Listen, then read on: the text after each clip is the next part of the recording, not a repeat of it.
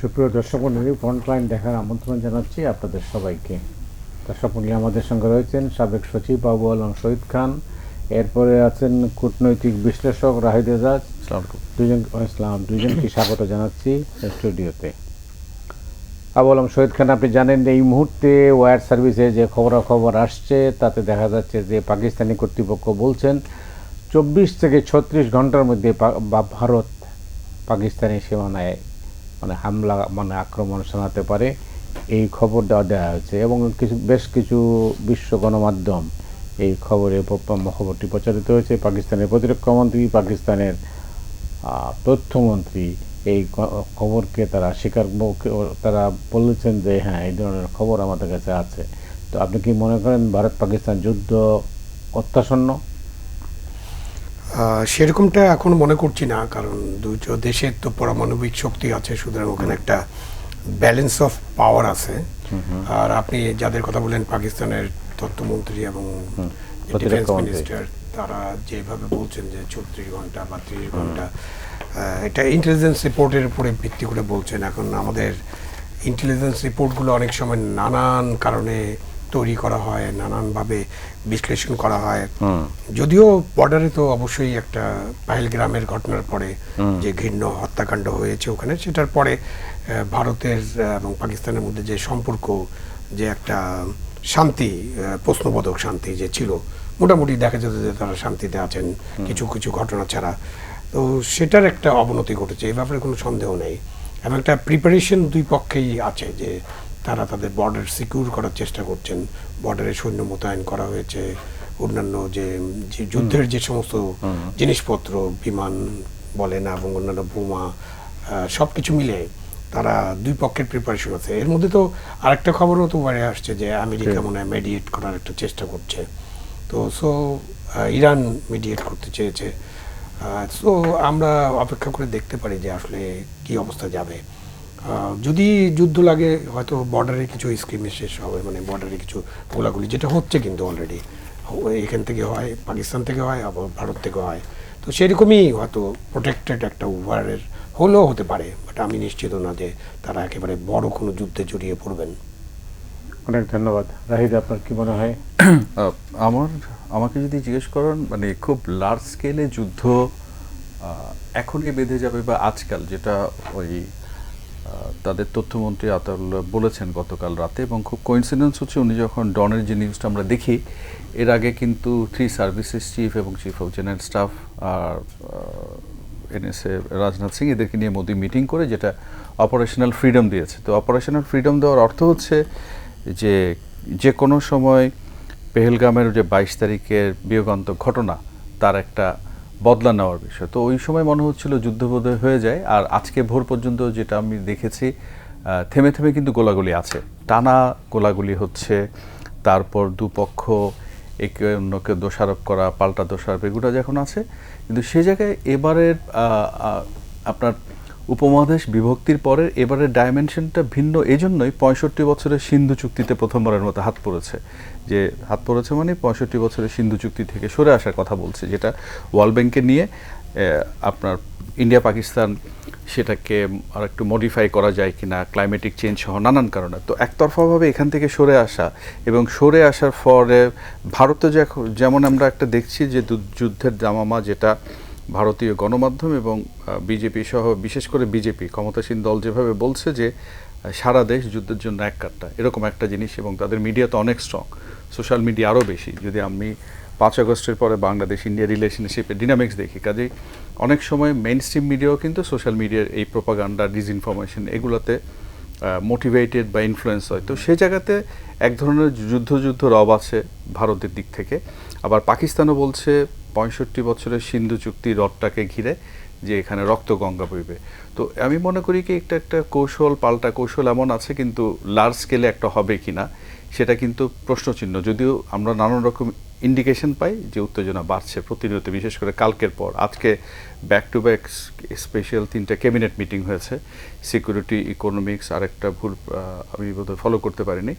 তাতে করে ইন্ডিয়ার দিক থেকে নানান রকম প্রস্তুতি আছে এবং পাশাপাশি আমরা যেটা দেখছি ইরান কিন্তু শুরুতেই ইরান মেডিয়েট করার কথা বলেছে। আন্তোনিও গুতেরেস এখানে উদ্বেগ প্রকাশ করে ফোন করেছেন জয়শঙ্কর এবং শেহবাজ শরীফের সাথে, মার্কো রুবিও মেডিয়েট করে যোগাযোগ করছেন। তো মেডিয়েশনের প্রসেসগুলো আছে, দুই পক্ষর পাল্টাপাল্টি পদক্ষেপ আছে। আর এমন একটা পরিসরে হঠাৎ মনে হতে পারে যুদ্ধ লেগেই বোধ হয়ে যায়, কিন্তু আমার কাছে মনে হচ্ছে লার্জ স্কেলে যুদ্ধ লাগার আশঙ্কাটা বা ভয়টা এখন পর্যন্ত আমার কাছে মনে হচ্ছে না। হয়তো আজকে কালকের পর আপনি 24-36 ঘন্টা বলছেন, তো ডেডলাইন তো সেই হিসেবে কালকে 12টা নাগাদ হয়। আর সবসময় যে গোয়েন্দা তথ্য সবটাই যে অ্যাকুরেট নট লাইক দ্যাট। আমরা যখন কাশ্মীরের এটা বলি, আপনার নিশ্চয়ই মার্চ মাসে মনে আছে বেলুচিস্তান লিবারেশন আর্মি টানেলে ট্রেনে হামলা চালিয়েছিল, তখনও কিন্তু আবার পাকিস্তান ভারতের দিকে আঙুল তুলেছিল। তো এইরকম একটা পাল্টাপাল্টি সম্পর্ক কিন্তু তাদের নতুন নয়, কিন্তু এবারে ডিনামিক্সটা আমি পানির কারণে মনে করি একটা নতুন মাত্রা পেয়েছে। তো এখন দেখার আছে যে জিনিসটা শেষ পর্যন্ত কোথায় গিয়ে করায়। ধরেন তর্কের খাতিরে ভারত পাকিস্তান যুদ্ধ শুরু হয়ে গেল, আমাদের অবস্থানটা কি হবে? ওয়েল, এখন আমাদের অবস্থা কি, মানে আমরা তো অলরেডি দেখেছি যে রাশিয়া ইউক্রেন যুদ্ধের ফলে পুরো বিশ্বে কিন্তু একটা আর্থিক মন্দা, জ্বালানিতে সংকট, ধাক্কাটা লেগেছে। এটার সাথে নতুন মাত্রা যুক্ত করেছিল। আমি একটু যদি বলি, এই যুদ্ধটা কখন হলো, সারা দুনিয়াকে যখন টালমাটাল করলো করোনার ভাইরাসের মতো একটা খুব আপাত নিরীহ একটা ভাইরাস, টালমাটাল হয়ে সারা বিশ্ব যখন ঘুরে দাঁড়াবে, সে সময় রাশিয়া ইউক্রেন ওয়ারটা শুরু হলো। সেই যুদ্ধের ধাক্কা কিন্তু আমাদের পর্যন্ত এসে লেগেছে, অর্থনীতির ধাক্কা, জ্বালানির ধাক্কা। তার সঙ্গে যুক্ত ছিল ধরুন মধ্যপ্রাচ্য সংকটটা, যে সংকটটা কিন্তু নতুন নয়, কিন্তু এবার এটা নতুন মাত্রা নিয়েছে। তো কাজেই সেই রাশিয়া ইউক্রেনের যুদ্ধ বা মধ্যপ্রাচ্যের যুদ্ধের রেশ যখন আমাদের উপর এসে পড়ে, আমার বাড়ির কাছের বাড়িটাতে যখন আগুন লাগে, ধাক্কা লাগে, তো স্বাভাবিকভাবে তার আঁচটা তো আমরা ভোগ করবই, সেটা আমরা সেটার উত্তাপটা টের পাবই। তো এই জন্যই আমাদের দিক থেকে আমাদের প্রত্যাশাটা হচ্ছে যে যুদ্ধ শেষ পর্যন্ত যেন না হয়। এক ধরনের এই যেভাবে আছে গোলাগুলি এবং এই যে স্মল আর্মস ছোড়াছুরির কথা বলছি, এবং আপনি জানেন কয়েক ঘন্টা আগে কিছুদিন পরশুদিন বোধহয় রাফায়েলের একটা ডিল ইন্ডিয়া আপনার ফ্রান্সের সাথে করেছে। রাফায়েল যুদ্ধবিমান কিন্তু পাকিস্তানের দাবি, ডনের যে খবরে দেখেছি, তাদের আপনার এয়ার স্ট্রিপের কাছাকাছি এসেছিল, আবার তারা ফিরে গেছে। তো কাজে আমি মনে করি কি এরকম নানান কিছু এপিসোড আমরা দেখতে থাকবো, এবং হয়তো 36 ঘন্টা যাওয়ার পর মনে হবে যে না, আপনার যেই উত্তেজনার পারদটা উঠেছিল সেটা পড়ে গেছে। আবার অপারেশন ফ্রিডমে যে কথাটা মোদি কাল বললেন, তো সেটা আসলে কোন এক্সটেন্টে যায় সেটাও কিন্তু আমাদের একটু অপেক্ষায় থাকতে হবে। আপনার কি একই মত, নাকি আপনার নতুন কোনো মত আছে? না, আমার কোনো নতুন মতামত নাই, বাট যে কোনো যুদ্ধই তো একটা প্রভাব থাকে সারা বিশ্বে। পাকিস্তান ভারতের মধ্যে বড় যুদ্ধ হবে না, এটা তো আমি বোঝার চেষ্টা করছি যে বড় যুদ্ধের সম্ভাবনা নাই। আর যদি বড় ধরনের যুদ্ধ হয়, তাহলে তখনকার পরিস্থিতি বিবেচনা করেই আপনাকে বুঝতে হবে যে আপনি কোথা দিকে যাচ্ছেন। আমাদের যেসব দেশের সাথে আমাদের নির্ভরতা, সেই নির্ভরতার দেশগুলো কিন্তু পাকিস্তান এবং ভারত না। ভারতের সাথে আমাদের অনেক বাণিজ্যর বিষয় টিষয় আছে, বাট আমরা সেটার বাইরেও অল্টারনেটিভ সোর্সেস আমরা অলরেডি চেষ্টা করছি। পাকিস্তানের সাথে আমাদের একটা ভালো সম্পর্ক গড়ে উঠছিল, কিছু আমদানি করার চেষ্টা করছিলাম, কিছু আমদানি রপ্তানি, হয়তো ওটা বাধাগ্রস্ত হবে। বাট বাংলাদেশের জন্য পুরো বিপর্যয় হয়ে যাবে একটা যুদ্ধের জন্য, এরকমটা আমি মনে করি না। বাংলাদেশের ইকোনমি এটা সার্ভাইভ করতে পারবে, এবং আমি তো মনে করি যে বড় ধরনের যুদ্ধ হচ্ছেই না। সুতরাং আমরা অপেক্ষা করে দেখি 36 ঘন্টা, 40 ঘন্টা, 50 ঘন্টা পরে হয়তো আপনারা মনে করতে পারবেন যে না, কি হচ্ছে, কিছু একটা ড্রিল হবে। সিন্ধু পানি চুক্তি খুবই ইম্পর্টেন্ট। যদি হয় তাহলে ওই পানি নিয়েই হইতে পারে। পানি যুদ্ধ তো পানি যুদ্ধের মতো, পানির যুদ্ধ তো সারা বিশ্বব্যাপী একসময় না একসময় হবে। যে বলা হতো না 20-40 বছর আগে যে এরপরে যে তৃতীয় বিশ্বযুদ্ধটা হবে, ওটা পানি যুদ্ধ হবে। তো এটা এখন সিন্ধু ইজ ভেরি ইম্পর্টেন্ট, এবং ভারত তো এটা চেষ্টা করবে। কিন্তু সিন্ধুর ব্যাপারে কিন্তু অনেক দিন ধরে আলাপ আলোচনা চলছিল যে সিন্ধু পানি চুক্তিটা পুনর্মূল্যায়ন, 10 বছর পুনর্মূল্যায়নের ধারে কাছে তারা যান নাই। সো এখন ভারত এটাকে সুযোগ বললে একটা আনডিপ্লোমেটিক ওয়ার্ড হবে, আমি সেই ওয়ার্ডটা ব্যবহার করতে চাচ্ছি না। ভারত পাহেলগ্রামের ঘটনার কারণে ভারত এটা পুরো চুক্তিটাই বাতিল করে দিল, 1960 সালে হওয়া চুক্তি, যখন ভারতের অবস্থা কিন্তু বেশ দুর্বল ছিল। এটাও খেয়াল রাখতে হবে যে 1960 সালের ভারত আর 2025-এর ভারত কিন্তু একই অবস্থানে নাই। হ্যাঁ, পাকিস্তানও একই অবস্থানে নাই, বাট তারপরেও যখন আপনি তুলনামূলক বিশ্লেষণ করবেন, ভারত একটা অত্যন্ত শক্তিশালী একটা দেশ। সুতরাং পানির বিষয়টা নিয়ে ভারত পাকিস্তানকে বেশ বিপাকে ফেলবে বা কষ্ট দিবে, এটা মনে হচ্ছে আমার। ধন্যবাদ। এবার একটু বাংলাদেশের দিকে আসি। জি বাংলাদেশের তো একটা বিতর্ক হচ্ছে, বিতর্কটা হচ্ছে এটা মানবিক করিডোর নিয়ে, জি যেটা রাখাইনে, যেটা নিয়ে অনেক ধরনের মূলকি হচ্ছে। সরকারের তরফে পররাষ্ট্র উপদেষ্টা যেটা বলেছিলেন যে নীতিগতভাবে সিদ্ধান্ত হয়েছে, কিন্তু সেটা পরবর্তী পর্যায়ে প্রেস সচিব বলছেন যে এই ব্যাপারে কোনো আলোচনাই হয়নি। তো এই নিয়েও আর এক ধরনের বিভ্রান্তি তৈরি হয়েছে, আসলে সত্য কোনটা? না দেখুন মতি ভাই, আপনি যেটা বলছিলেন যে প্রেস সচিবের ফেসবুক স্ট্যাটাস এবং সেটা দিয়ে বার্তা সংস্থা ইউএনবি একটা নিউজও করেছে। এখন প্রশ্ন হচ্ছে তৌহিদ হোসেন যে উনি কিন্তু শতপ্রণোদিত হয়ে কথাটা বলেননি। আপনি যদি বারবার টিমটা দেখেন, ওনাকে সাংবাদিকরা প্রশ্ন করেছিল, প্রশ্নের জবাবে বলেছিলেন যে আপনাদেরকে এটা বলতে পারে এই বিষয়ে আমরা নীতিগত সিদ্ধান্ত আছে, আমাদের শর্তগুলো যদি মেনে নেয় তাহলে আমরা জাতিসংঘের সুপারভিশনে জিনিসটা হবে। তারপর এটি পাবলিক ডোমেইনে আসার সাথে সাথে খুবই সঙ্গত এবং স্বাভাবিক, বিএনপির মহাসচিব মির্জা ফখরুল ইসলাম আলমগীর ঠাকুরগাঁয়ের একটা অনুষ্ঠানে এই বিষয়টা প্রথম খুব শার্পলি সমালোচনা করেছেন। এমন একটা স্পর্শকাতর এবং জাতীয় সার্বভৌমত্বের বিষয় করিডোর নামক মানবিক করিডোর, যেই দেশে গৃহযুদ্ধ চলছে, যে দেশে সামরিক সরকার 2021 সালে নির্বাচিত সরকারকে হটিয়ে ক্ষমতা দখল করেছে, যেখানে বিচ্ছিন্নতাবাদী গোষ্ঠী বলুন, বিদ্রোহী গোষ্ঠী, আরাকান আর্মি আমাদের সীমান্ত লাগোয়া রাখাইন দখল করে আছে। তো এখন প্রশ্ন হচ্ছে, পররাষ্ট্র উপদেষ্টা যেটা বললেন, প্রেস সচিব সেটা ঠিক কাউন্টার করলেন, আবার মানে ঠিক অন্যরকম বললেন যে কোনো আলোচনাই হয়নি। আবার কিন্তু জাতীয় নিরাপত্তা উপদেষ্টা ডক্টর খলিলুর রহমান বলছেন যে আমরা জাতিসংঘের সঙ্গে আলোচনার পর্যায়ে আছি, রুট টুট কিছু ঠিক হয়নি। তার মানে তো আলোচনা কোনো না কোনোভাবে হচ্ছে। এবং আমি যদি ব্যাকগ্রাউন্ড হিসেবে বলি, এই জিনিসটা কেন আসলো যে এই যে হিউম্যানিটেরিয়ান করিডোর বা হিউম্যানিটেরিয়ান অ্যাসিস্ট্যান্স, একটা সময় বলছি, আমরা নিজেরাও রিপোর্ট করেছি, গত বছরের অক্টোবরে ইউএনডিপি একটা প্রতিবেদন প্রকাশ করেছিল, যেখানে বলছিল যে রাখাইনে যে গৃহযুদ্ধের অবস্থা সেটা যদি অব্যাহত থাকে তাহলে সেখানে এবছরের মার্চ থেকে মে মাস নাগাদ দুর্ভিক্ষ হতে পারে। এবং ইন্টারেস্টিং ঘটনা, এই প্রতিবেদনটি তারা দিয়েছিল নভেম্বর 2024। ঠিক তার 2 মাস আগে অগাস্টে special advisory commission on Myanmar, যেখানে ক্রিস্টোফার সিডোটি, ইয়াং হিলি, যেখানে মিয়ানমার বিষয়ক জাতিসংঘের বিশেষ দূত ছিলেন, তারা 19 অগাস্ট 2024 একটা স্টেটমেন্ট করেন। স্টেটমেন্ট করে তারা বলছিলেন যে মিয়ানমারের রাখাইন রাজ্যের পরিস্থিতি ভয়াবহ, তো সেখানে মানবিক ত্রাণ সহায়তায় বাংলাদেশকে যুক্ত হওয়া উচিত, সেখানে হিউম্যানিটেরিয়ান করিডোর হোক। এরপরে সাবসিকুয়েন্টলি অনেকেই করিডোরের কথা বলেছেন, এবং সর্বশেষ গত মার্চে যখন জাতিসংঘের মহাসচিব আসেন, তার সফরের সময় এই প্রসঙ্গটা আসে। অর্থাৎ আমি এই ব্যাকগ্রাউন্ডটা এই জন্যই বলছি, জিনিসটা নিয়ে তো আলোচনা কোনো না কোনো পর্যায়ে হয়েছে।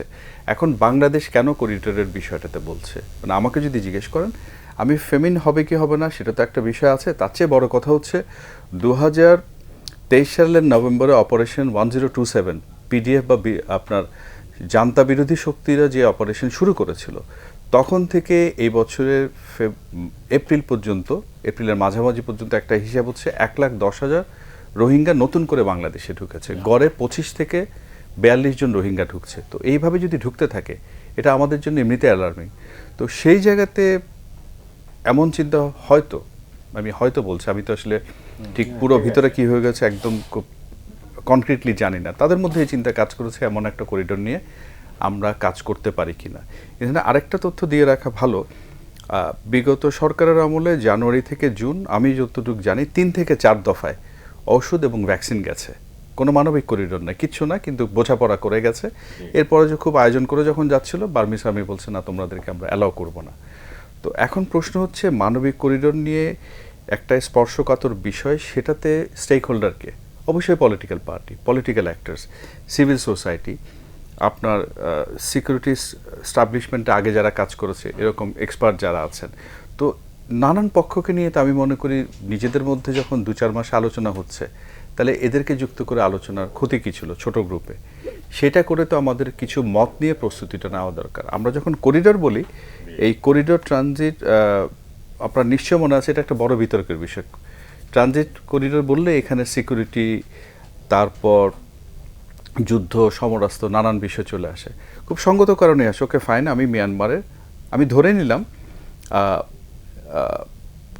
আপনার বান্দরবন থেকে মিয়ানমারের বুচিডং ধরনের একটা রুট হইতে পারে, ল্যান্ড রুটে করিডোর দিলাম, ঠিক আছে, এই পরিমাণ মালামাল, এখন মালগুলো নেবে কে আমাদের সীমান্ত পর্যন্ত? তারপর সীমান্ত পেরোলেও ওইখানে সেটা পার করে দিবে কে?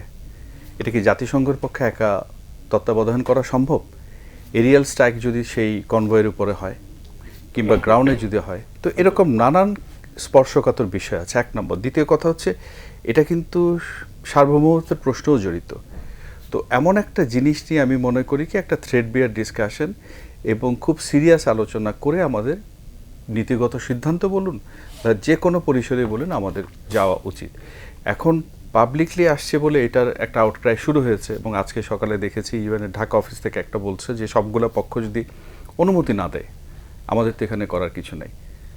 আসলে তারা স্বাভাবিক, কিন্তু যখন আপনার এই পররাষ্ট্র উপদেষ্টা যেটা বলে দিলেন জি নীতিগত সিদ্ধান্ত হয়ে গেছে, তখন কিন্তু রাজনৈতিক দলগুলোর পক্ষে যে প্রতিক্রিয়া দেখানো হয়েছে, এটা স্বাভাবিক নয় কি? খুব স্বাভাবিক, আমি তো সেটাই বলছি। তাদের আমি বললাম যে নীতিগত সিদ্ধান্তর আগে তাদের কি নেওয়াটাকে, এই পক্ষগুলোকে, এই স্টেক হোল্ডারকে যুক্ত করাটা কি এসেনশিয়াল ছিল না? সেটা তো অবশ্যই এসেনশিয়াল, কারণ সেটি এখন যে অন্তর্বর্তী সরকার বলুন, কোনো নির্বাচিত সরকার হলে, কারণ এটা তো কোনো সরকার বা একটা গোষ্ঠীর একক সিদ্ধান্ত হতে পারে না, আলটিমেটলি দায় তো বাংলাদেশ নামক রাষ্ট্রের ঘাড়ে পড়বে। কারণ এই করিডোর যখন আপনি করছেন, এমন জিনিস তো আপনি আগে করেননি, তো যে জিনিস আপনি করেননি সেখানে আপনি কোনো রকম অ্যাডভেঞ্চারে যেতে পারেন কিনা, আমার প্রশ্ন এটা। আর পাশাপাশি এটাও ঠিক, একটা কাজ যেভাবে করা উচিত ছিল আপনি সেটা করেননি, কিন্তু একজন বলছেন এটা সিদ্ধান্ত হয়ে গেছেন, অন্যজন বলছেন আলোচনা হচ্ছে। বিভ্রান্ত করার তো কোনো সুযোগ নেই, প্রয়োজনও নেই। আর আরেকটা কথা বলে রাখি, আমি যতদূর জানি গত বছর কোনো এক সময় থাইল্যান্ডও চেষ্টা করেছিল তাদের মিয়ানমার সীমান্ত দিয়ে একটা এরকম করিডোর করা, কিন্তু বার্মিজ মিলিটারি পরিষ্কার বলে দিয়েছে তারা এমন কোনো করিডোর অ্যালাউ করবে না, এবং থাইল্যান্ড জাস্ট ব্যাক অফ করে চলে আসছে। ওয়ারেজ দেখেন থাইল্যান্ডের সাথে মানে বাংলাদেশ মিয়ানমারের রিলেশনের ডিনামিক্স যা, ঠিক তার উল্টো হচ্ছে থাইল্যান্ড মিয়ানমার রিলেশনশিপ। হয়তো মিয়ানমার চায়নার মতো না, তো থাইল্যান্ড পারে নাই, তাহলে আমি কিভাবে আশা করি আমি পারবো? আবু আলম শহীদ খান, আপনার বাংলাদেশের যে উদ্বেগ, মানে বাংলাদেশ বলতে সরকারের তরফে নয়, রাজনৈতিক দলগুলোর যে উদ্বেগের কারণ সম্পর্কে নিশ্চয়ই আপনি অবগত আছেন বা আপনি ধারণা করতে পারেন কেন তারা উদ্বিগ্ন? প্রথম উদ্বেগের কারণ হলো যে তাদের তো কনসাল্টই করা হয়নি, এটা হলো প্রধান উদ্বেগ।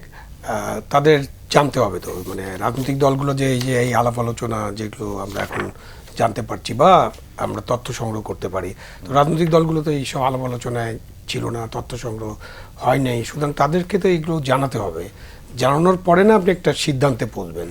সুতরাং রাজনৈতিক দলগুলোর তো উদ্বেগ খুব স্বাভাবিক যে আমরা কিছুই জানি না, মাঝখান দিয়ে একটা করিডোর, মানবিক করিডোর চালু হয়ে যাচ্ছে, এবং সেই কারণে তাদের যে রিয়াকশন বা রেসপন্স যেটাই বলেন, রেসপন্স খুব স্বাভাবিক এবং রেসপন্স করেছেন তারা।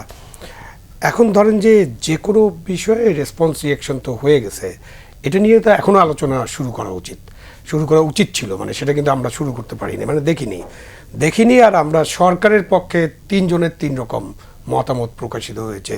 উনি যেটা বললেন, ইউএন আজকে একটা রেসপন্স দিয়েছে। তো এখন ধরেন সরকারের মতামতগুলো যদি এরকম হয়, একজন পররাষ্ট্র উপদেষ্টা, তিনি তো সরকারের অংশ, মানে একদম উপদেষ্টা পরিষদের সদস্য, তিনি যখন একটা বিষয় বলেন, তারপরে প্রেস সেক্রেটারি কোন ক্যাপাসিটিতে হঠাৎ করে বলে ফেললেন যে এরকম কোনো আলোচনাই হয়নি, তখন আমি যেহেতু সরকারি কর্মচারী ছিলাম বা গণকর্মচারী, আমি একটু অবাক হয়ে যাই। মানে আমার দেশে যদি কোনো মন্ত্রী উপদেষ্টা কোনো কিছু বলে, তখন কোনো সেক্রেটারি, উনি কিন্তু প্রেস সেক্রেটারি, এটা উনার স্ট্যাটাস, আমি জানি না উনার স্ট্যাটাস হয়তো পরিবর্তন হয়ে থাকতে পারে, গোপনে হয়েছে কিনা আমি জানি না, বাট উনার কিন্তু রাইটফুলি উনি এটা করতে পারেন না। আর উনি যদি করতেন তাহলে ওনাকে ডাইরেক্ট রেফারেন্স দিতে হতো যে উনি প্রধান উপদেষ্টার নির্দেশে এটা জাতিকে জানাচ্ছেন, সেটা উনি করেন নাই। আর এই যে ফেসবুক পোস্টিং, এই যে মধ্যরাতে ফেসবুক পোস্টিং নিয়ে গত 8 মাস ধরে আমি নিজেই মানে মাঝে মাঝে বিব্রত হই, হতবাক হই, এবং আমি ভাবতে পারি না যে এই ফেসবুক পোস্টিং দিয়ে, ফেসবুক দিয়ে বা সামাজিক যোগাযোগ মাধ্যমে কিছু জিনিস ঘোষণা করে সরকার চালানো সম্ভব কিনা। এবং গভীর রাতে কেন? পৃথিবীর কোনো দেশ কিন্তু গভীর রাতে চালু থাকে, বাট গভীর রাতে কতটুকু চালু থাকে? পৃথিবীর সব দেশে যে সূর্য ঘড়ি বলে একটা জিনিস আছে, যে মানুষ কিন্তু এই সকালে ঘুম থেকে উঠে কাজকর্ম শুরু করে এবং রাতের বেলা ঘুমোতে যায়। এখন আমরা যদি তারা খুবই অ্যাক্টিভ, তারা গভীর রাতে এইসব করবেন। তো এইসব করার পরে খলিলুর রহমান সাহেবও তো কথা বলেছেন, ইউএন কথা বললো, ভেরি ট্রু, যে আমরা কার সাথে আলাপ করবো করিডোর নিয়ে? যদি করিডোর কখনো করতে হয় তখন তো যে মিয়ানমারের যে বর্তমান সরকার আছে সেটা অবশ্যই একটা স্বৈরাচারী সেনা শাসিত সরকার, গণতান্ত্রিক সরকারকে হটিয়ে তারা আসছে, কিন্তু তারা তো এখন সরকারে আছে। তাদের সমর্থন ছাড়া বা তাদের এগ্রিমেন্ট ছাড়া তো আমরা এই করিডোর চালু করতে পারবো না। নানান কিছু করতে পারে, বার্মিজ আর্মি ইন্টারভেন করতে পারে, এয়ার স্ট্রাইক হতে পারে, নানান কিছু করতে পারে, যেখান দিয়ে আপনি করিডোর নেন। তারপরে ওই করিডোর রাখাইন তো খুব ইম্পর্টেন্ট একটা ভৌগোলিক এলাকা, মানে আপনি যদি চিন্তা করেন যে ভূ রাজনৈতিক পরিস্থিতিটা কি, খুবই ইম্পর্টেন্ট একটা ভৌগোলিক এলাকা। সেখানে নাকি আবার একটা দেশ করার চিন্তা আছে নাকি, বললাম এই জন্য যে আমি নিশ্চিত না, বাট এই ধরনের আলাপ আলোচনা আছে। জায়নিজ খ্রিস্টান একটা স্টেট, এবং ওখানে বুদ্ধিস্টরা আছেন, তারা মোটামুটি আছেন। এর মধ্যে আমাদের রোহিঙ্গা সমস্যা আছে। রোহিঙ্গা, ওদের যে 41 লাখ 42 লাখ পপুলেশন, তার মধ্যে 15-16 লাখ রোহিঙ্গা ছিল, তার অধিকাংশ মানে 80% এখন বাংলাদেশে অবস্থান করছে। তো তারা কীভাবে করিডোর হলে ফেরত যেতে পারবেন কি না? এবং এখনও তো রোহিঙ্গা আসতেছে, মানে তারা কিন্তু এই যুদ্ধের ফলে, যে যুদ্ধ চলছে এই যুদ্ধের ফলে তাদের নিরাপত্তা বা সুরক্ষা কিন্তু নিশ্চিত হয়নি। তারপরে রাখাইনের 2টা বড় গভীর সমুদ্র বন্দর আছে, একটা চীনের নিয়ন্ত্রণে, মোটামুটি বলতে পারেন যে ওটা চীনের কিনে নেওয়া বন্দরের মতো, 80% চীনের মালিকানা, তো তাদের কাছে এই মালিকানা রয়েছে। সেটা দেখে আবার সেউতিতে আমাদের পাশের দেশ, প্রতিবেশী রাষ্ট্র কালাডান প্রজেক্ট করে সে একটা বন্দর করছে, 2টা গভীর সমুদ্র বন্দর আছে। সো অনেক জিনিস একটা বিবেচনার মধ্যে আছে। সেখানে আবার বড় বড় রাষ্ট্রগুলোর ভূমিকা কি হবে, বিশেষ করে আমেরিকা, চীন এবং ভারত, রাশিয়া, এই 4টা স্টেটের, 4টা রাষ্ট্রের কী অবস্থান হবে ওটার উপর অনেক কিছু নির্ভর করবে। বাট এটা একটা আলোচনা চলতে পারে। আপনি যদি মানবিক বিপর্যয় হয়, দুর্ভিক্ষ হয়, নানান কারণে আপনি করিডোর করতে পারেন, কিন্তু করিডোর করার পর কি ঘটেছে এগুলো একটু চিন্তা করতে হবে। বসনিয়াতে একসময় করিডোর করা হয়েছিল, পরে কিন্তু ওইটা একটা মানে ক্যান্টনমেন্ট বানিয়ে ফেলছে আমেরিকা, এবং এখন পর্যন্ত আমেরিকার সৈন্যরা সেখান থেকে সরে যায়নি। এরকম উদাহরণ আছে যে করিডোর হয়েছে, তারপর করিডোরের ব্যবহার, এটা তো মিডল ইস্টে উদাহরণ আছে করিডোরের কী অবস্থা হয়। সুতরাং আমাদেরকে খুবই সাবধানের সাথে সেন্সিটিভ জিনিস আলোচনা করে সবার মতামত নিয়ে করতে হবে। সবাই যে একমত হবেন এটা না, বাট সবাই জানার পরে আমরা যদি মতামত নিয়ে অগ্রসর হই তাহলে এটা অগ্রসর হওয়া যায়, বাট তার আগে কিন্তু অগ্রসর হওয়ার বিষয়টা খুবই রিস্কি। রাহিদ, গতকাল মানে আমাদের অনুষ্ঠানে একজন ঢাকা বিশ্ববিদ্যালয়ের একজন অধ্যাপক, তিনি বললেন বাংলাদেশ যদি রাজি না হয় বা না হতো তাহলে ভারত নিয়ে যেত এই করিডোর। আপনার কি তাই মনে হয়? না, আমি একটু ওনার সাথে, ঢাকা বিশ্ববিদ্যালয়ের কোন অধ্যাপক বলেছেন আমি জানি না, আমি খুব হামলি ডিফার এই জন্যই করি। আমার এটা পরশু দিনের খবর, সেটা হচ্ছে যে 1027 বললাম তো, টিএনএলএ, এমএনডিএ, এই যে আরাকান আর্মির মতো 2টা বড় পক্ষ যারা পিডিএফ এর বিদ্রোহী গোষ্ঠী, যারা লড়াই করছে মাঠে। তো অলরেডি চায়না গত 21 তারিখ ল্যান্ড করেছে মিয়ানমারে, এবং মিয়ানমারে ল্যান্ড করে যেটা প্ল্যান ছিল আরাকান দখলের পর তারা আস্তে আস্তে সেন্ট্রাল মিয়ানমারের দিকে, ইয়াঙ্গুনের দিকে অগ্রসর হবে এবং সাউথ নর্থ এরকম কানেক্টিভিটি করবে। তো উনি যেটা বলছিলেন যে মিয়ানমারের সমুদ্র বন্দরে চীনা ইনভেস্ট করেছে, কালাদান করেছে, এবং আনফর্চুনেটলি হচ্ছে না, একটা পাজলটা দেখেন, একটা গৃহযুদ্ধ চলছে, আরাকান আর্মি অর্থাৎ টাটমাটোর জায়গায় আরাকান আর্মি এখন সেখানে কর্তৃত্বে, out of 17, 14 district now control by Arakan army. তো চাইনিজ প্রজেক্টস, চাইনিজ পোর্ট খুব ভালোভাবে চলছে, এবং সেটা নিরাপত্তা দিচ্ছে কারা? Outsourcing company. এবং আউটসোর্সিং কোম্পানি ল্যান্ড করতে পারলো কি করে? আরাকান আর্মি তো তাকে অ্যালাউ করলো, প্রাইভেট সিকিউরিটি কোম্পানি, এবং এমনও বলা হয় প্রাইভেট সিকিউরিটি কোম্পানির আড়ালে সেখানে চাইনিজ এজেন্ট অপারেট করছে, ইত্যাদি ইত্যাদি। এটা প্রমাণ সাপেক্ষ ব্যাপার। ঠিক একই জিনিস করে কালাদান কিন্তু আসলে একটা নন ফিজিবল প্রজেক্ট।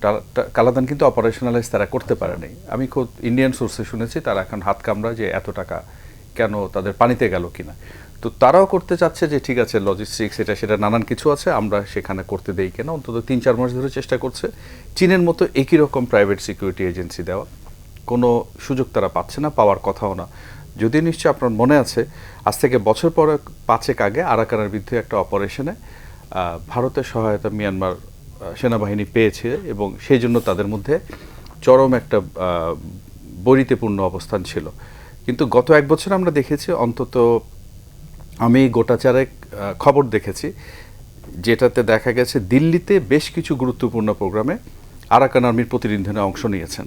তার মানে হতে কোনো না কোনোভাবে তাদের মধ্যে একটা র্যাপ্রোচমেন্ট হয়ে গেছে। কিন্তু ওই র্যাপ্রোচমেন্ট হলে যত কিছু হোক না কেন চীন কিন্তু এখানে একটা বড় ফ্যাক্টর।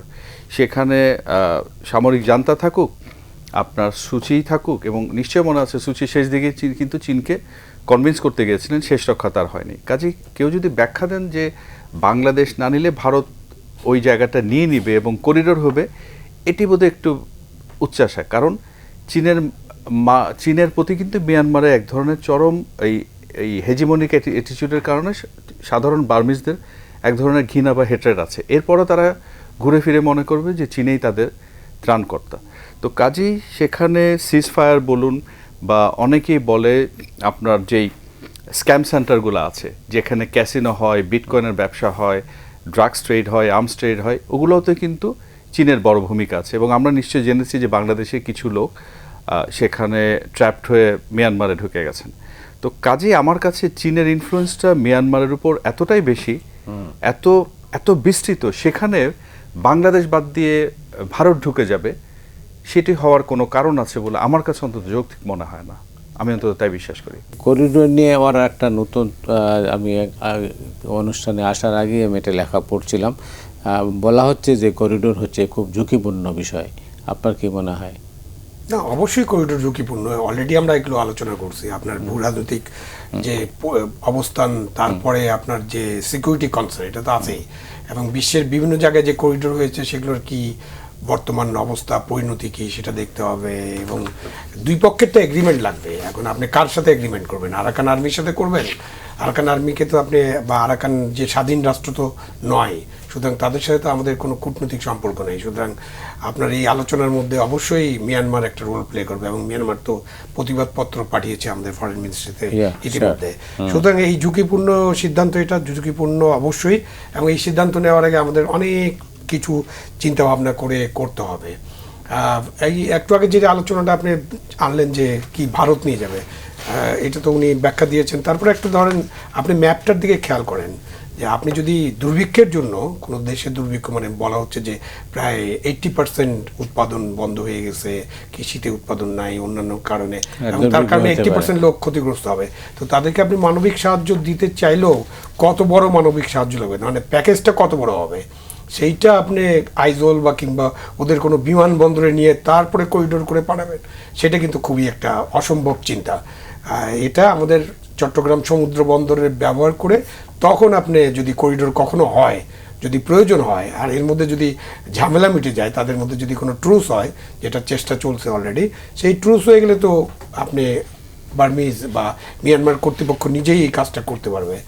কিন্তু ট্রুস না হওয়া পর্যন্ত যদি এরকম দুর্ভিক্ষ সিচুয়েশন হয়, এবং আমরা যদি আলাপ আলোচনার মধ্যে দিয়ে দুই পক্ষ রাজি হওয়ার পর করিডোর করি, করিডোরটা বাংলাদেশের মধ্য থেকেই করতে হবে, এই ব্যাপারে কিন্তু আপনি নিশ্চিত থাকতে পারেন। বিকজ একটু আগে আলোচনা হলো না যে থাইল্যান্ডের যেটা চিন্তা ছিল ওটা কাজ করে নেই।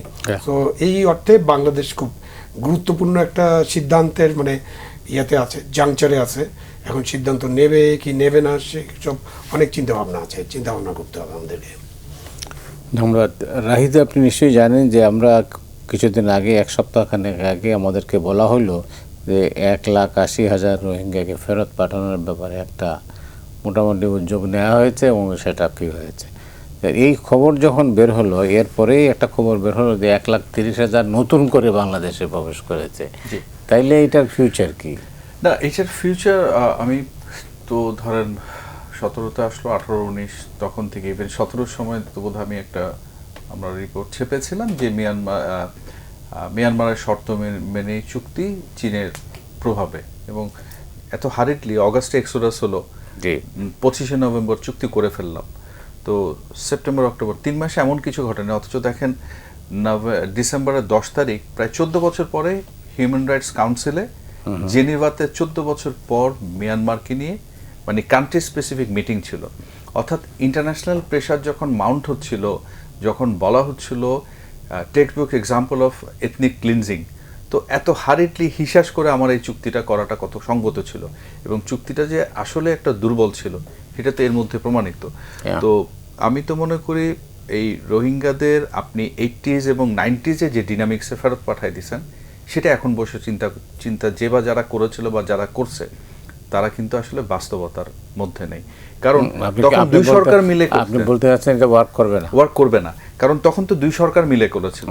এখন আমার আপনার হাতে এই ডিভাইসটা আছে, জগৎ সংসার পাল্টে গেছে, রোহিঙ্গাদের নিজেদের একটা ভয়েস আছে, তার উপরে ডিনামিক্সটা হচ্ছে সেখানে গৃহযুদ্ধ চলছে।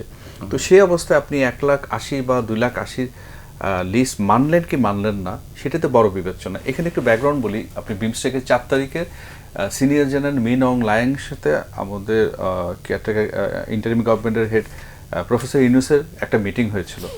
মজার ঘটনা হচ্ছে বিমস্টেক সামিটের প্ল্যানারিতে বসে এই সিনিয়র জেনারেল রোহিঙ্গাদের সম্পর্কে বাজে কথা বলেছে, এবং এটা বুঝতে তখন ঠিকমতো আমরা অনেকে ধরতে পারিনি মিটিংয়ে, যেটা মানে আমার কাছে যে খবর। মিটিংয়ের পরে এসে ওইখানে 1-2 জন যারা দায়িত্বশীল ছিল তারা তখন ব্রিফ করলেন যে স্যার সে কিন্তু খারাপ কথা বলেছে। খারাপ কথাটা কি ছিল? এই রোহিঙ্গাদের সে বলা হচ্ছিল সীমান্ত পার হয়ে আসা, বাংলাদেশ থেকে পার হয়ে আসা উত্তর চট্টগ্রামের মুসলমানরা যে ছেয়ে গেছে। তো যেই লোকটা এই পজিশনে, এবং সেম লোকটা 17 সালে এদেরকে কালার বলেছিল, যে বলেছিল রোহিঙ্গারা সাব হিউম্যান। মিয়ানমারে যে এথনিক লিস্ট আছে 136টা 35টা, তার মধ্যে কিন্তু রোহিঙ্গা নেই, এটা আমরা অনেকে জানি কিনা। তো এই বামার অধ্যুষিত দেশটিতে রোহিঙ্গাদের প্রতি যখন এই অ্যাটিটিউড, সেখানে তো আমি সেটা সুচি বলুন, মিন অং লায়ং বলুন, কিংবা আরাকান আর্মির যে জেনারেল, তার পজিশন তো অভিন্ন। তো খুব বেশি কিছু হবে মনে করি না, এবং ওই দেখা হওয়ার পরে এই লিস্টটা দিয়ে আমি মনে করি বাংলাদেশ এটা প্রমাণ মানে এস্টাবলিশ করতে চাইছে মিয়ানমার অফিসিয়ালি এই 1,80,000-কে নেওয়ার অঙ্গীকার করছে। অঙ্গীকার করা এক জিনিস এবং সেটা বাস্তবায়ন করা আরেক জিনিস। তো সেই জায়গাতে আমি এটার আশাটা খুব ফিকে মনে করি, কারণ আপনি অলরেডি বলেছেন 1,10,000-এর বেশি, এটি গত 23 নভেম্বর থেকে এ মাস পর্যন্ত আসলো। তো সেইখানে এই খুব শিগগির আদৌ আগামী 6 মাস 1 বছরের মধ্যে রোহিঙ্গা প্রত্যাবাসন শুরু হবে এমন কিন্তু কোনো আলামত আমরা দেখছি না এই মুহূর্তে এখানে বসে। অনেক ধন্যবাদ আবু আলম শহীদ খান।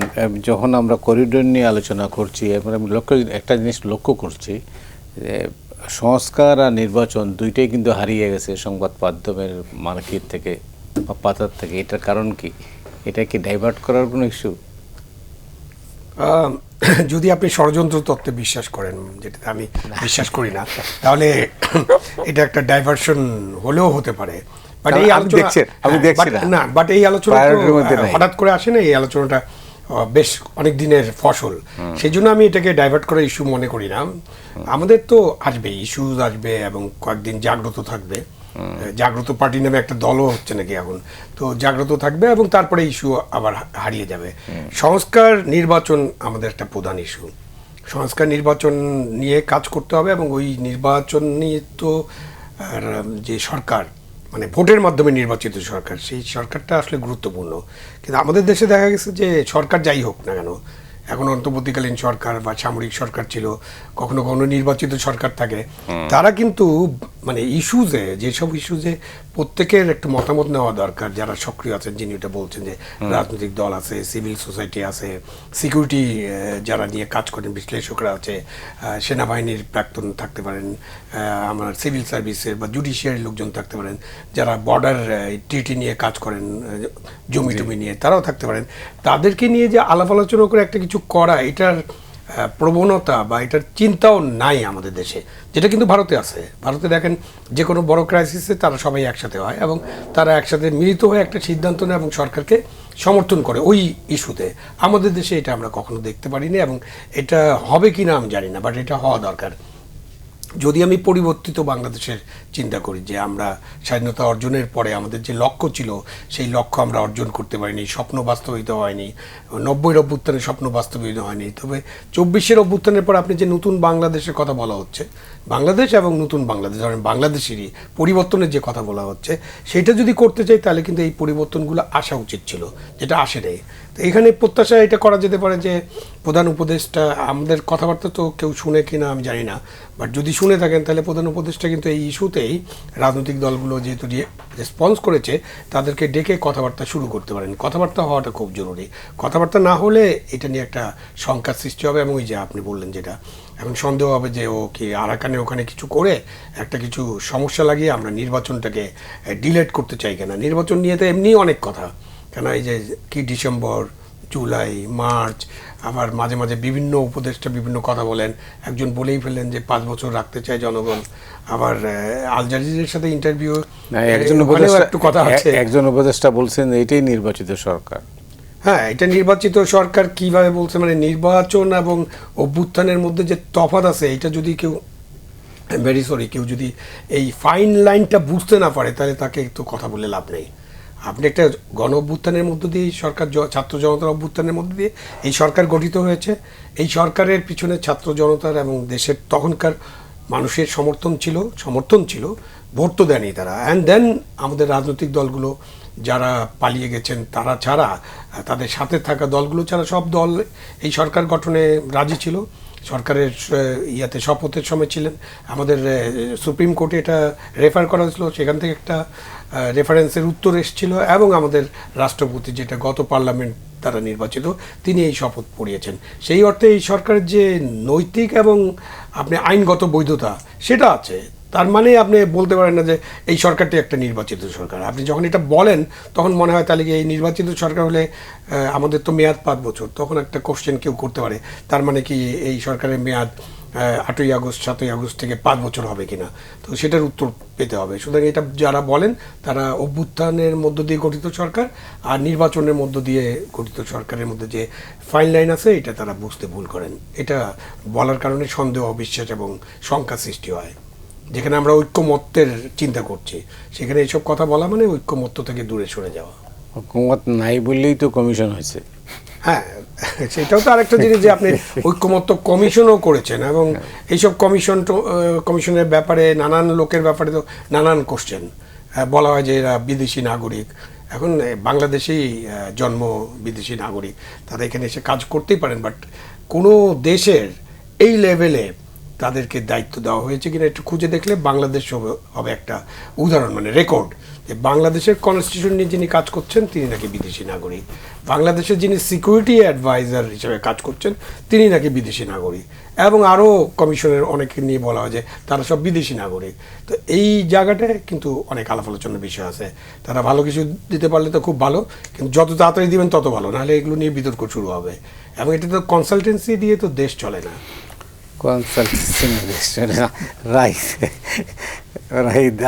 না, যেটা আমি বলছিলাম যে না, আসলে আমরা আলোচনাটা যা দেখছি, আর যদিও খুব হালকা কি দেখছি, কিন্তু ব্যাপারটা আসলে খুব হালকা না। জি, নির্বাচনটা আসলে কত দূর আপনার কি মনে হয়? না, একটা জিনিস তো শহীদ ভাই বললেন, এই যে আপনি কনস্পিরেসি থিওরি বললেন, মনে হইতে পারে যে 3-4 দিনের জন্য ডাইভার্ট হলো কিনা, কিন্তু পত্রপত্রিকাতে তার মতো করে কাজ করছে। আমি যদি ভুল না করি বোধহয় সমকাল আজকে একটা বেশ বড় খবর ছেপেছে, যেটা অবশ্য আলোচনার মধ্যে আছে, যে ইসলামী দলগুলো নিজেদের মধ্যে একাট্টা হচ্ছে।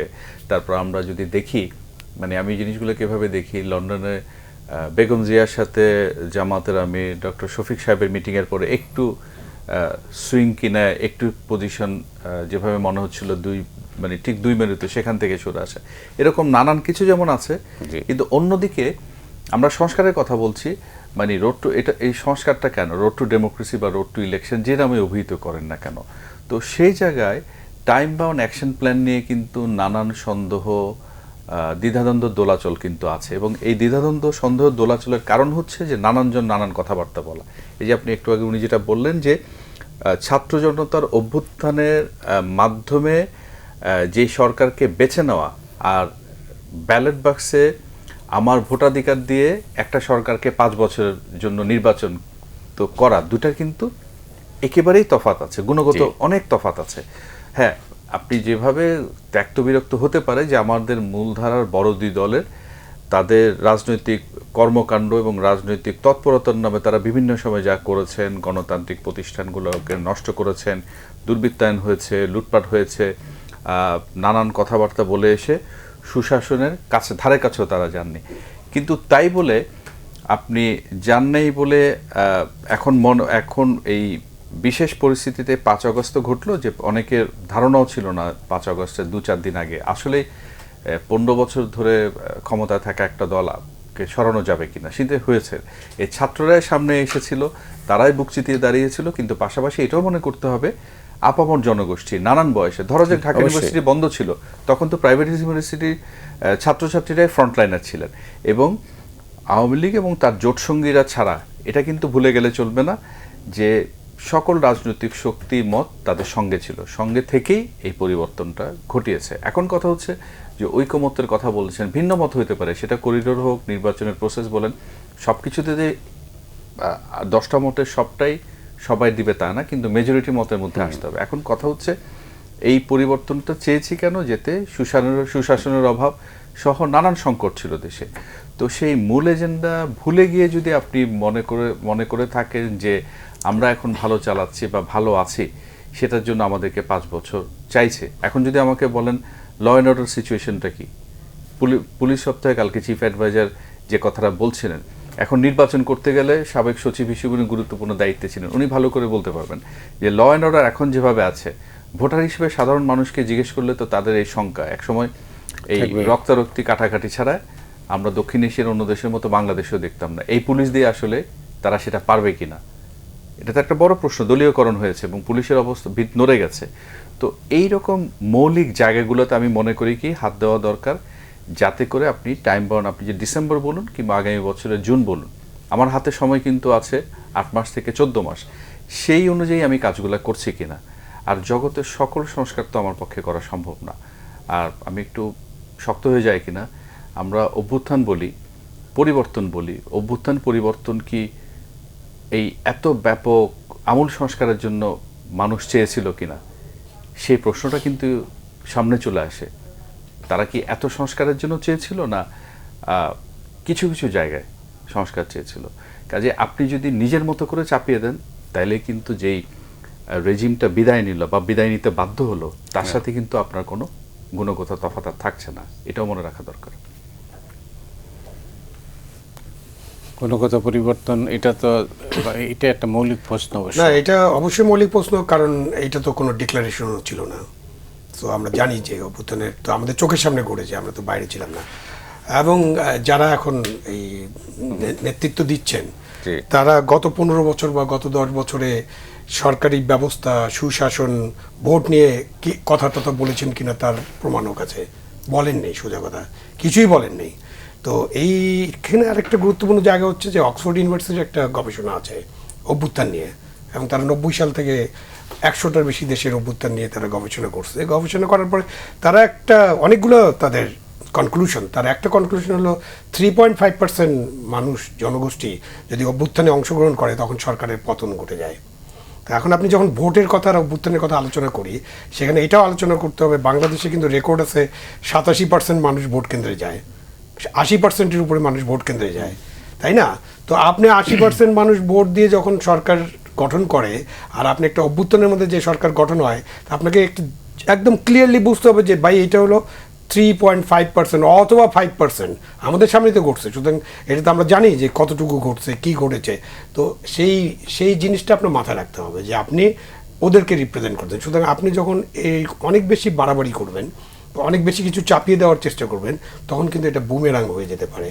যেটা আমরা এখন দেখছি যে এখন যত কথা বলা হচ্ছে, যেভাবে বলা হচ্ছে, সেই কথাগুলো গত 10 বছর কেন আলোচনা করেননি আপনারা? মানে যারা এখন সরকারে আছেন, আমি এনসিপি এবং সরকারি উপদেষ্টাদের কথা বলছি।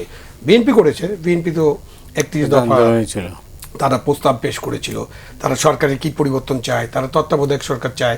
বিএনপি এবং আরও অনেক দল, রাজনৈতিক দলগুলো কিন্তু করেছে যে আমরা নির্বাচন চাই এবং নির্বাচন একটা তত্ত্বাবধায়ক সরকারের অধীনে হতে হবে।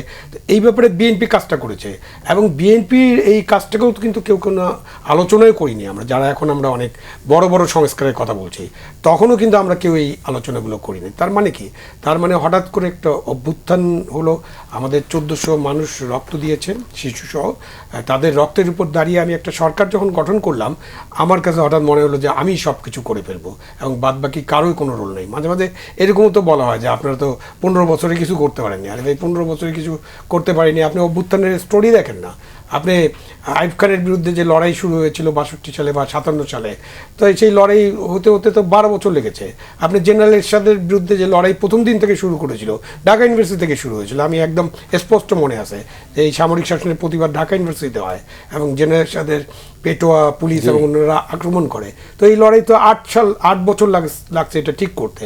সুতরাং এই যে রাজনৈতিক লড়াই, আমাদের মানবিক বাংলাদেশ গড়ার লড়াই, গণতান্ত্রিক বাংলাদেশ গড়ার লড়াই, সুশাসনের বাংলাদেশ, বৈষম্যমুক্ত বাংলাদেশ গড়ার লড়াই, এই লড়াইয়ে কিন্তু সময় লাগে এবং এই লড়াই একটা পরিণতি হচ্ছে 5ই আগস্ট। সুতরাং এখানে 5ই আগস্টে ইয়েস তাদের অনেক অবদান আছে, বাট তারাই যে সব কিছু করে ফেলেছেন এরকম বলা এবং সব কিছু করতে চাওয়া, এটা আমার কাছে একটু মনে হয় যে খুবই চ্যালেঞ্জিং একটা বিষয়। অনেক ধন্যবাদ। রাহিত, 30 সেকেন্ড আছে। না, উনি উনি সবটাই বলে ফেলেছেন ওয়াইন্ড আপ করার জন্য। যে আসল কথা হচ্ছে ওইটাই যে আমরা পরিবর্তন চেয়েছি, কিন্তু পরিবর্তন চাইতে গিয়ে এটাও যেন আমরা বিবেচনায় রাখি যে রেফারেন্স দিলেন তো ভোট এবং অভ্যুত্থানে অংশগ্রহণ, সেটা কিন্তু হুট করে একদিনে মানে 2-4 মাসে সেটা হয় না, সেটা ইতিহাস অন্তত তাই সাক্ষ্য দেয়। সেটি বাংলাদেশ নামক স্বাধীন রাষ্ট্রের অভ্যুত্থান বলুন, এরশাদ পতন বলুন বা এবারের জিনিসটা বলুন, তো এই জিনিসগুলো যাতে আমরা মাথায় রাখি। এবং এই পরিবর্তনটা কেন হয়েছিল, যে আমাদের অধিকারটা কেড়ে নেওয়া হচ্ছিল, মানুষ তার মতটা প্রকাশ করতে পারছিল না। অর্থাৎ এই যে মানুষের মতের মূল্যটা দেওয়া, এটা যাতে আমরা ভুলে না যাই, এটাই বোধহয় মূল বিবেচ্য হওয়া উচিত। রাহিত এজাজ, আপনাকে অনেক অনেক ধন্যবাদ। ধন্যবাদ আবু আলম শহীদ খান, আপনাকেও। দর্শক মণ্ডলী, আপনারা যারা এই অনুষ্ঠান দেখলেন, আপনাদের সবাইকে ধন্যবাদ জানিয়ে আজকের মতো এখানেই বিদায় নিচ্ছি।